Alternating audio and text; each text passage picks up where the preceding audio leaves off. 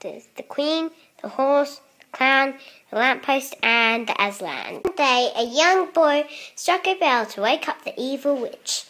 One day, the horsey found the lamppost for Nadia. Walk, walk, walk, walk, walk, walk, walk. Owner of it was a lion. He walked up to her. But before they could have a chat, something obviously happened. Now, doesn't they've taken it away? Gosh. Oops.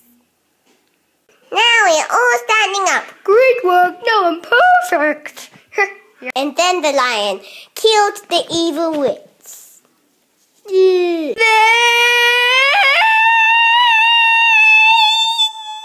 For watching. Yes, kill for watching.